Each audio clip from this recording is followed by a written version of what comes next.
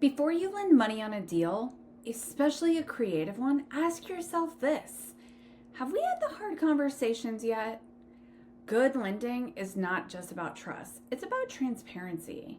You don't want to wait until there's a problem to ask the questions that should have been asked up front. Now, the most important part initially is to understand the exit strategy. Is this a flip? Is this a hold? A wrap? A sub two? How and when are you actually going to get your money back? And what happens if the plan changes? You want to make sure that you're discussing worst case scenarios. What if this deal doesn't close? What if rehab goes over budget? What happens if the borrower stops communicating? Or if you need a plan for when things go sideways, not just when everything is unicorns and butterflies.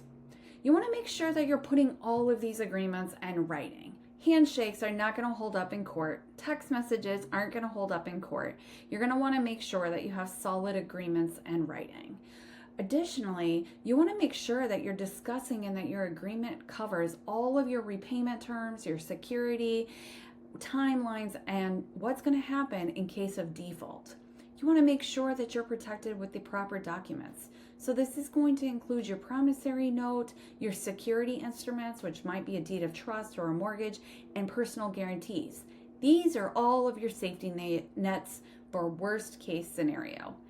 And if you're lending on a creative deal, do you understand what's going on with the first lien mortgage? Do you have the ability to call the first lien mortgage? Make sure you do.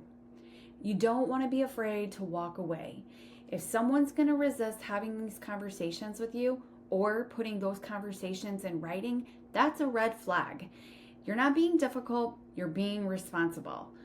Being a good lending partner doesn't mean saying yes to every deal that goes across your table. It just means protecting your family, protecting your finances, and protecting your future by asking the right questions. Hard conversations do not kill good deals, they protect them. That's how you build trust, stay safe, and most importantly, do good business.